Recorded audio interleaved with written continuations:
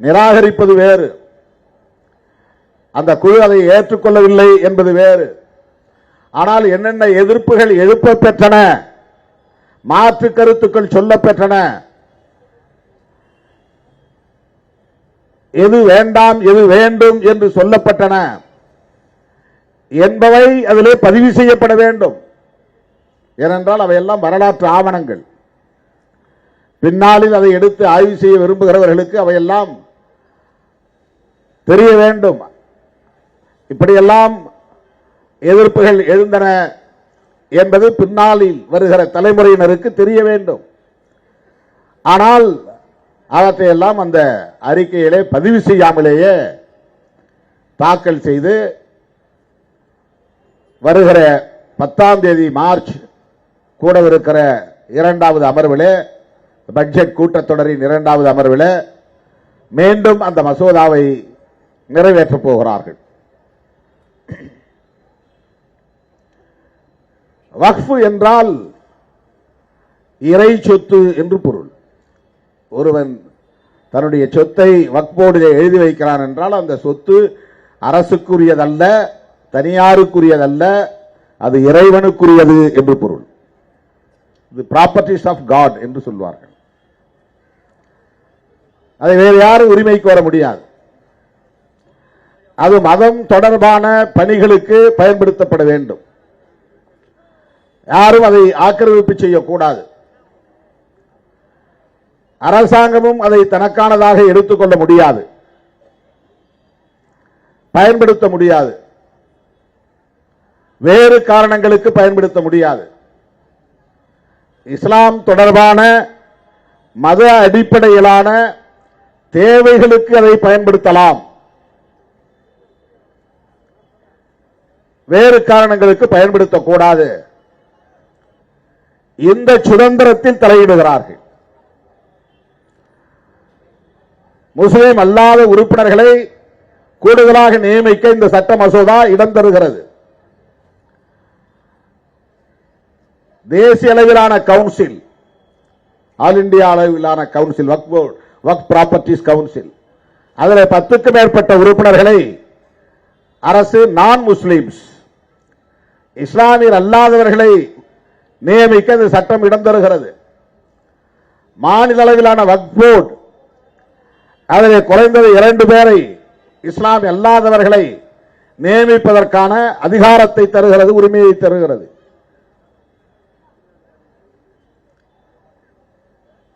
வக்ஃப் போர்டுக்கு இருந்த அதிகாரத்தை எல்லாம் ஸ்டேட் அத்தாரிட்டிஸ் என்கிற மாநில அரசின் கட்டுப்பாட்டுக்குள்ளே கொண்டு வருகிறது. டிரான்ஸ்பரன்சி என்கிற பெயரால், வெளிப்படையான நிர்வாகம் என்கிற பெயரால் இஸ்லாமியர்களுக்கான மத சுதந்திரத்தில் இஸ்லாமியர்களின் சொத்துக்களை நிர்வாகம் செய்யக்கூடிய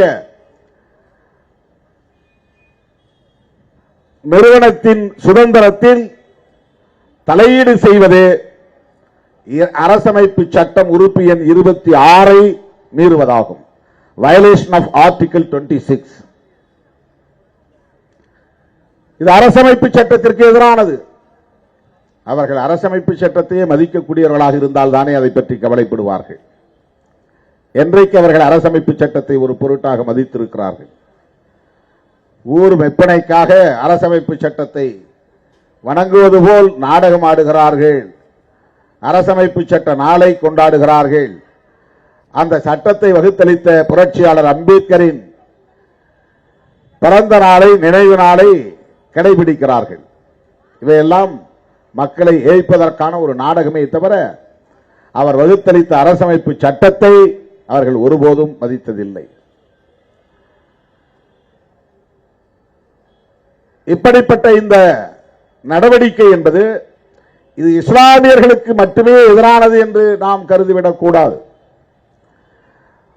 பாரதிய ஜனதா மற்றும் RSS கும்பலின் இந்த பாசிச போக்கு நாட்டுக்கு ஆபத்து, ஜனநாயகத்திற்கு ஆபத்து, அரசமைப்பு சட்டத்திற்கு ஆபத்து. ஆகவேதான் நாம் எல்லோரும் இங்கே ஒரே மேடையில் இருக்கிறோம். ஒரே தேசம், ஒரே கலாச்சாரம் என்பது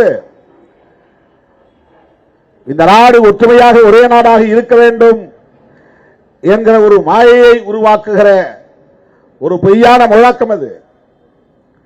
ஒரே கலாச்சாரம் என்றால் ஒரே மதம் என்று பொருள். ஒரே மதம் என்றால் அவர்களின் பார்வையில் எது மதம்? அப்படி என்றால் பிற மதங்களை அவர்கள் அழித்தொழிக்க திட்டமிடுகிறார்கள்.